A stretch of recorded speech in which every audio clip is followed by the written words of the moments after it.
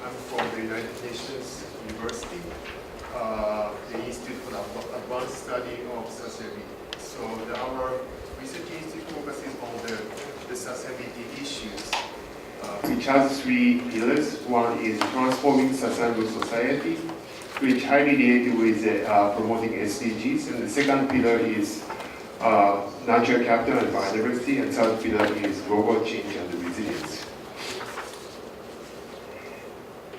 And the reason why, and also I'm an environmental the scientist, and also I'm a landscape ecologist. So this is a bit new topic for myself, but I would like to share my view of how this sharing, what kind how and what and how we are sharing now under the context of the sharing economy.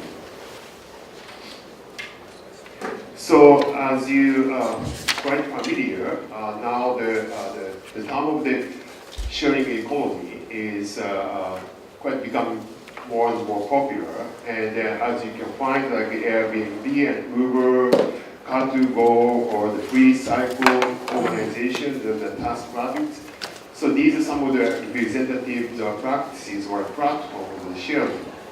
So in definition, the sharing economy is an economic model based on the sharing assets, things among a group of people rather than owning them. And this is also expanded to the concept of sharing paradigm, which has been kind of defined by McLaren and Agnew in the book of the Sharing Cities in 2015.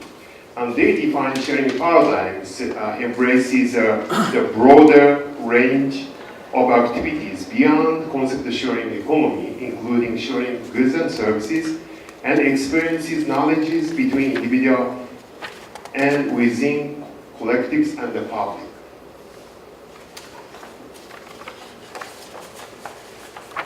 And in their the book of the Sharing Cities, they also propose this four-quadrant diagram, which define the different type of the sharing practices. So the vertical axis represent the communal or intrinsic sharing versus commercial basis extrinsic sharing. Horizontal axis, in contrast, indicate to represent the intermediate sharing or the social cultural and sharing. So, for example, in the upper right quadrant, represent communal and social ecological sharing, which include the collective common. So mostly, the study of the relating to the common is what's called under this quadrant. And when it comes to the a gift economy, the peer-to-peer sharing is go under the communal and intermediate sharing. And the sharing economy is more of the commercial basis intermediate services. So here, most of the sharing economy you can find in this quadrant. And collective economy falls under this quadrant, which is a social cultural sharing mediated by the commercial practices or through the market. So, but the sharing paradigm only conceptually proposed, and it's not empirically examined what kind of research already conducted. So that's the motivation of my review. So by using this conceptual framework, how for the last 10 years, what kind of sharing studies has been published in the academic communities. So we started reviewing the number of the papers, and then after the reviewing, then we published this paper last month. So this is a quite new kind of the work we just completed. So this is published by the Sustainability Science, which I'm a managing editor for the last 6 years. And this Sustainability Science is also similar to the Nature Society, and they also published by the Springer. So actually, this morning, I think you heard about Nature Sustainability's presentation. The Monica presented, and we also collaborating together with the Nature Sustainability Science, also collaborate with Nature Sustainability. We also organize the symposium in Tokyo jointly in September, actually. So those things I will explain in the end of my presentation. So let me just go into what we reviewed, our result of the review. This is the method, the diagram, flow of our review. So we use extensively the reviewed or searched all the relevant literature. So we found more than 1,275 the papers that we reviewed, and then we found that we use those papers for the trend analysis, and then we narrow down and also try to look at the various cases. And then we excluded some of the duplications, and then we ended up about nearly 300 papers for the content analysis in the middle. So,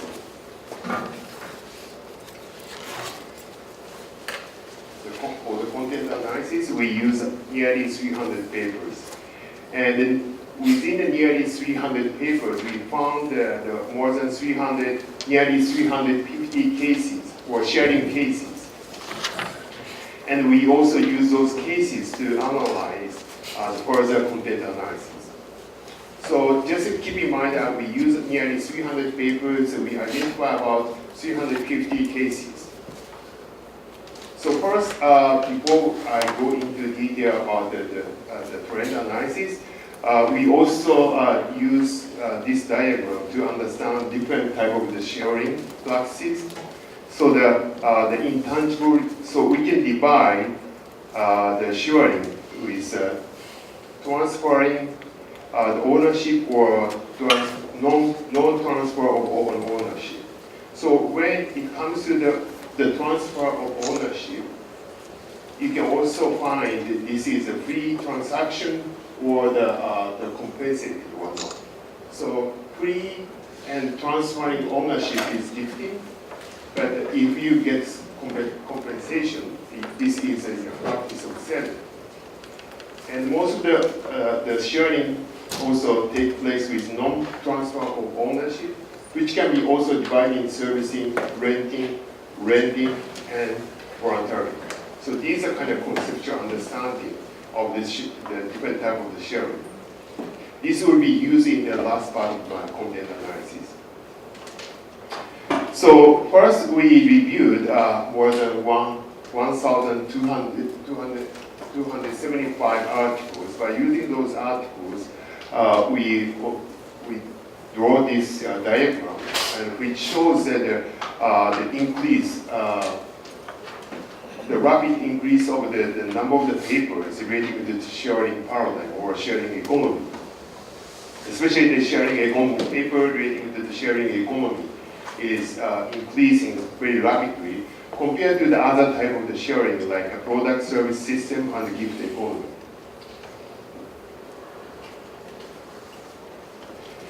And going back to the same diagram borrowed by the McLaren and Agnew, and the size of the bubble represent the number of the papers we identified by our the literature survey with more than 1,000 papers.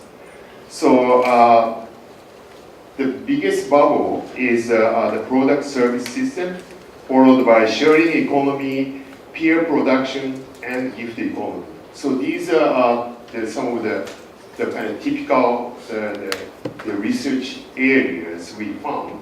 But the bubble size, smaller bubble size does not mean that these, the study is not important. Maybe these are kind of emerging, the focus area we should also take into account when we design future study.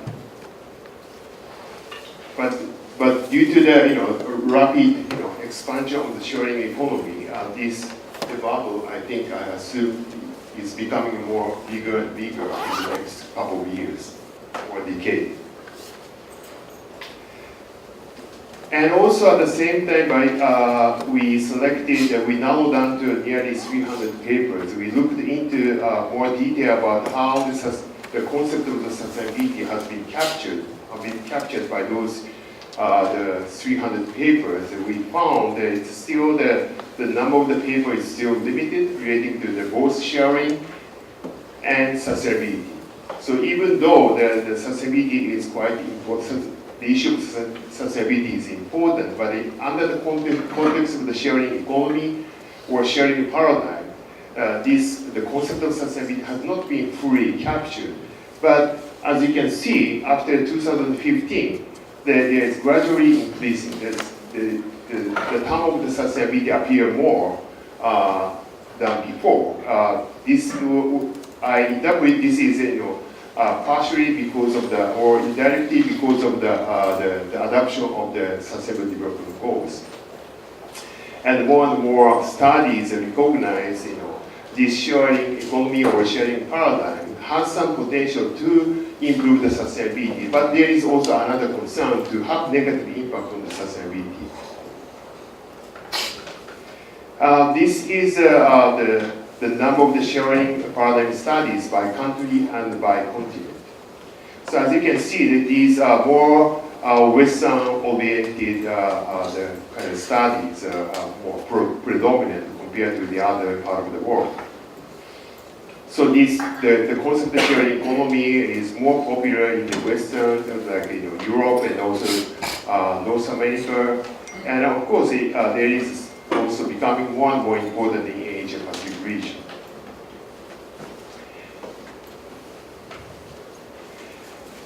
And this is also the byproducts. We use like nearly 350 cases or 324 cases. We identified among those. We found what kind of the industrial sectors or products covered under the context of the sharing paradigm or sharing paradigm studies. So the number one is manufactured products, followed by the real estate, and also transportation services, including car sharing. So we also real estate also include like the Airbnb and also some of the sharing the spaces or workplaces. These are also included under this the real estate. And more detailed breakdown you can find in the right the table in the right. So you can find under the manufactured, the fashions, the goods and machine and tools and vehicles collected one with the highest number. But the living space under the real estate, farmland and living space, and the living space collected 72 cases, so which is highest among all the subcategories. So these are the current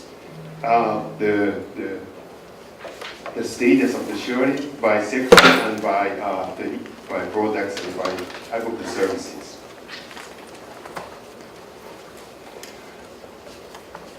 And then we try to understand how these different type of the industry, from the transportation services to the agriculture, how these the transacted the different type of the sharing practices, which is divided by the commercial or communal.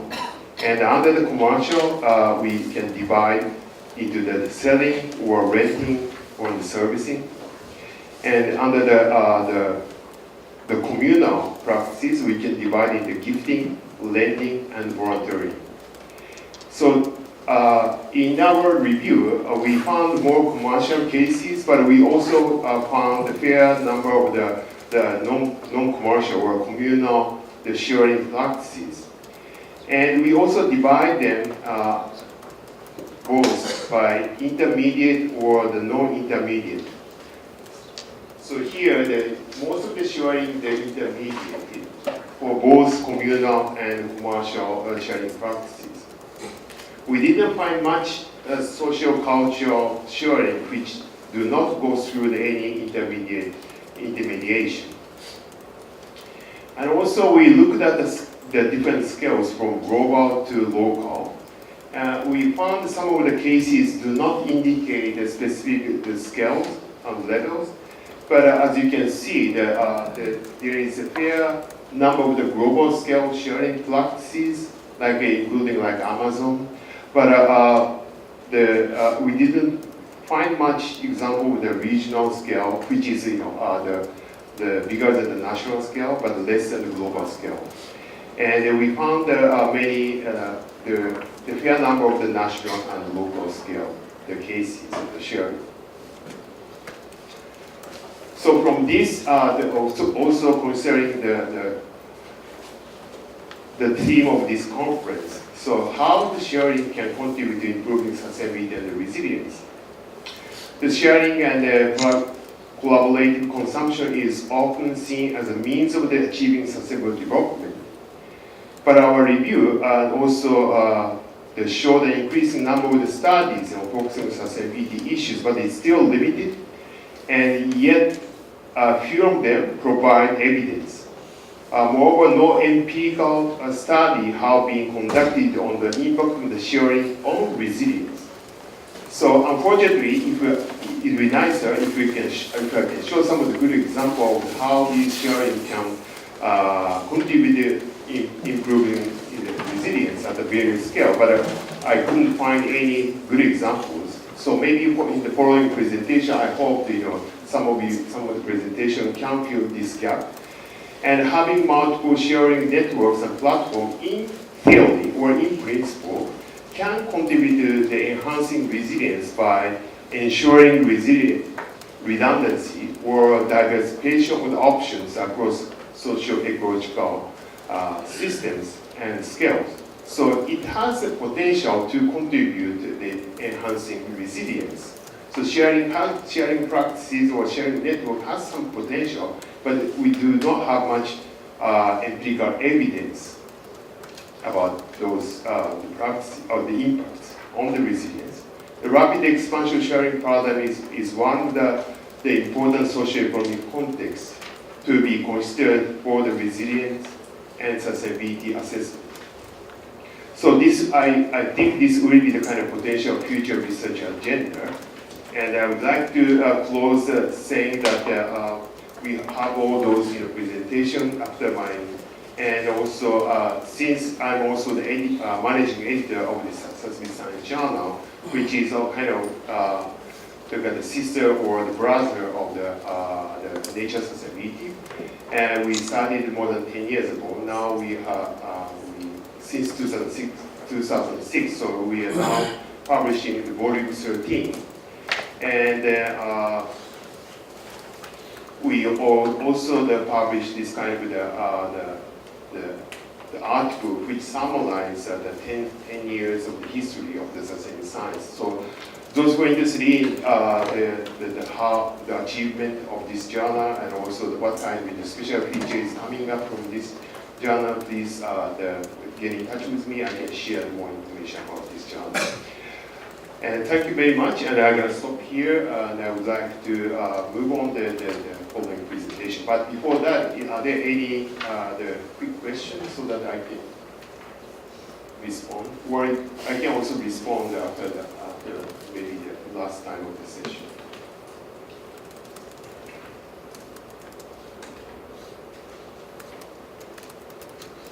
Okay, so if not, due to the time constraint, I don't want to waste eat your time for the lunch break, so that I'd like to move on to the next presenter, Chris.